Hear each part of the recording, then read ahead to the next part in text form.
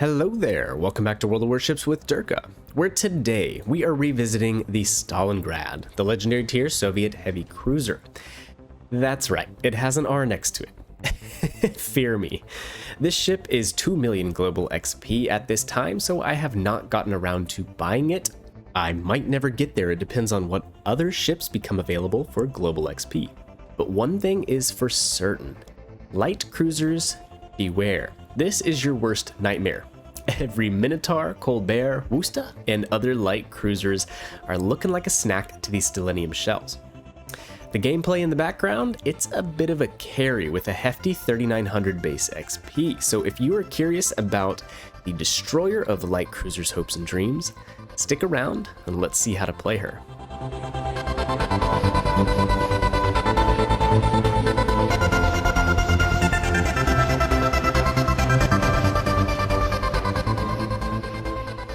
First things first, the setup. I am using Kuznetsov in this game. Ivan B. Lightful would also be a great choice. Range, intuitive, punch through, fixated, and refill station. We also have Mimbelli and Norm Scott on board for this replay. Now the perk that I think that I'd probably point out here is one that is often overlooked, intuitive. Most cruisers in the second slot here on your commander are going to take Igniter to bolster the fire chance. Obviously in Stalingrad we don't have that conundrum, nor should you really care about HE in a Russian heavy cruiser like this, where you have such amazing AP shells that would penetrate the Death Star. So intuitive basically is twist and track for cruisers. It's going to enable a little indicator, as seen on screen here, that's going to show the direction of the nearest enemy ship. The enemy ship is notified that a bearing has been taken out on their location, so they know that you are tracking them. As an added bonus, this perk is going to add 5% to your sonar and your radar duration. Stalingrad does not have the sonar, but it does help a little bit with the radar, and it adds 1 second. That's not a lot, but hey, every little bit counts, so you get a 21-second radar duration with this build. The twist and track, it has come in handy so many times, and I'm really starting to like it. Now, I will say I think most experienced players probably don't need like a RPF tracker like this.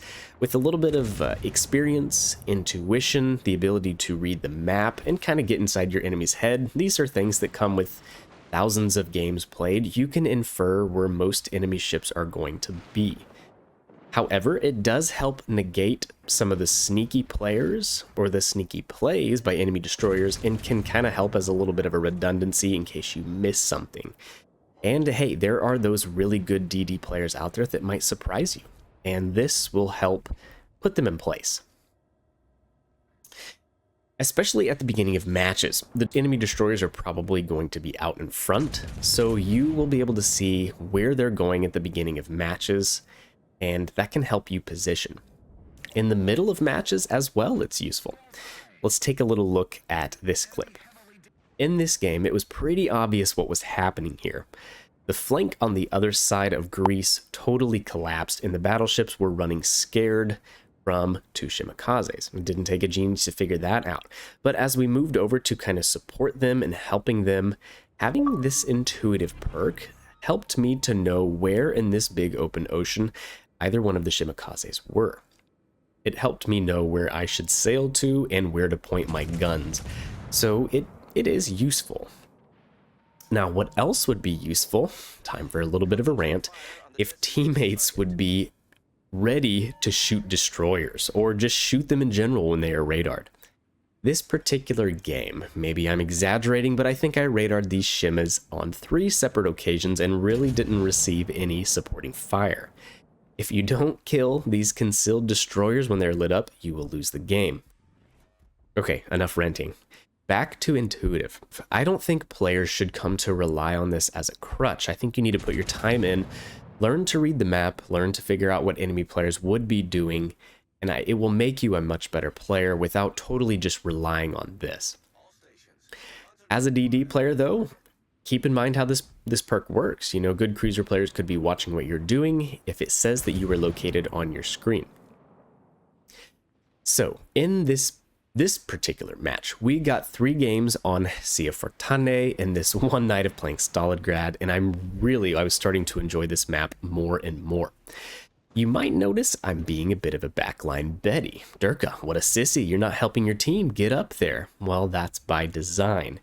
DPM-wise, on the other side over there, there was a Colbert, a Minotaur, and a Mines.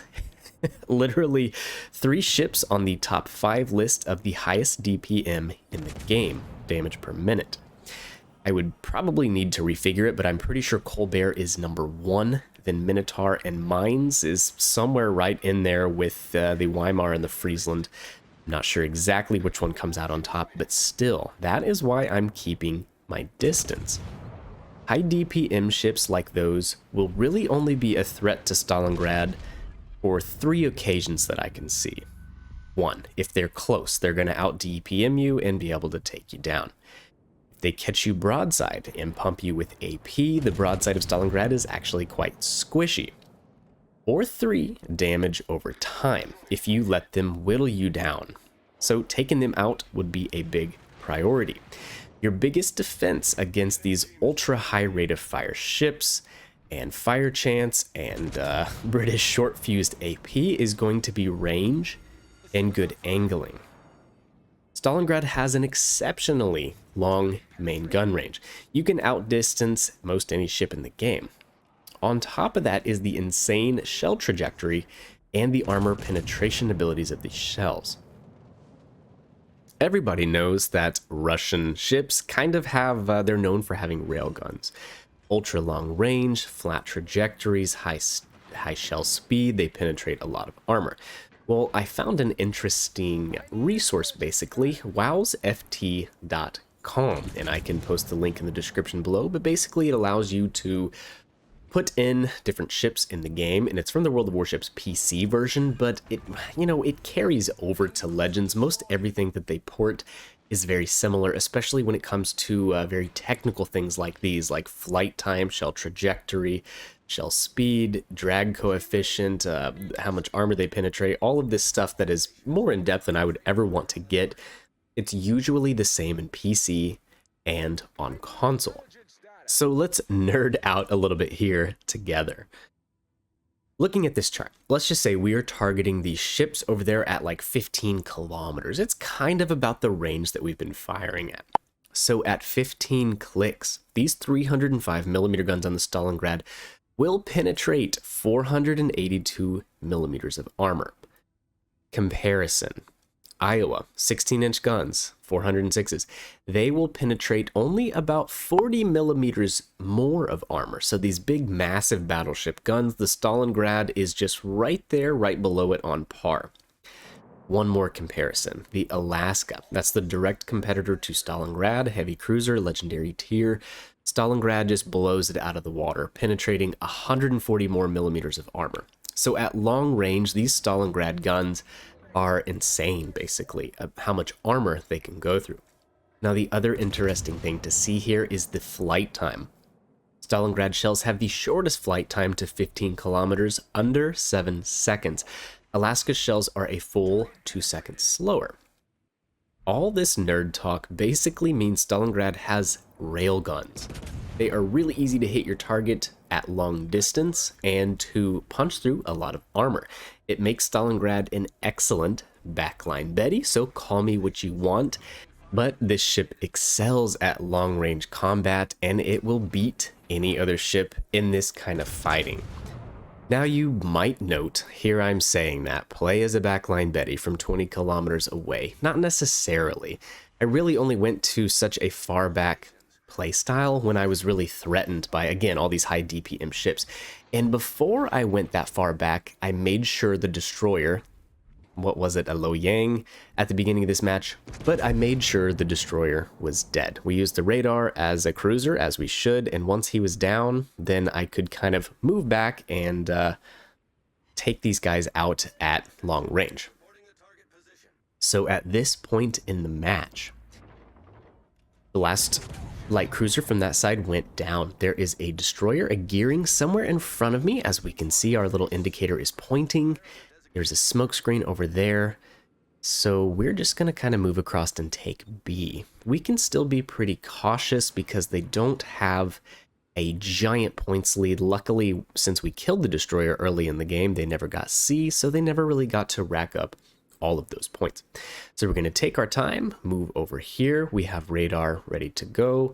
We have a ship lead, and me being spotted here shows me that he's right at that gap to the left, and he's sailing from left to right.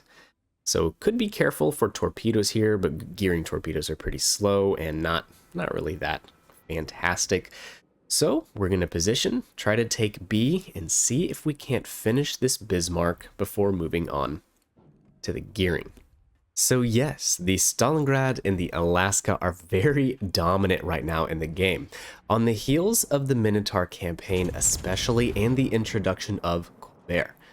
While those ships are really powerful in their own right, and in the hands of experienced players they can be deadly, Alaska and Stalingrad are their Achilles heels. The guns reload just fast enough, and the AP shells from either of these large cruisers can end either one of the light cruisers in a single shot if allowed. Just a little bonus tip, a PSA to Minotaur drivers. The big cruisers, Alaska, Stalin, they have radars, so smoking up and sitting broadside in your smoke is not going to work. Also, just a bonus tip for Minnow drivers. You have excellent turret angles, so don't sit broadside in your smoke. You can sit at a pretty good angle and at least introduce the possibility of a bounce or a ricochet. And on that note, just keep moving around in your smoke.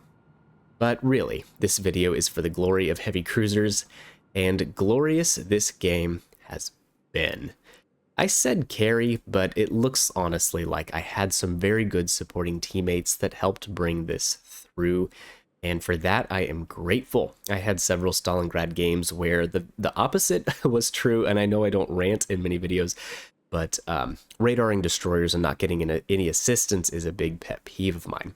As Stalingrad, these AP only shells, sometimes it's more difficult. You're only going to get overpin damage on broadside ships, and it's not as good as having a good HE salvo loaded. But still, you should always take the shot and see what you're going to get. For instance, on this gearing in one salvo here, that was a good 4,000, and I think I get one more shot off at him for about another 4K. So not great damage. You're really going to have support of your teammates when you're using this radar and hunting enemy destroyers. Let's see, 188 to 192. Yep, so about another 4K. Well, really, that's going to wrap it up for this game. Let me know what you guys think of the Stalingrad, if you rented her, if you've got to play her, or if you're going to buy her for global XP. I would be curious to hear your thoughts. I'm also curious to hear your thoughts about Stalingrad versus Alaska. I think this is going to be hotly debated, and I plan to make a video on it in the future. But with that, guys, I appreciate it. Hope you have a great evening. Please like the video and subscribe to the channel for future content, and I will catch you guys in the next one. See ya.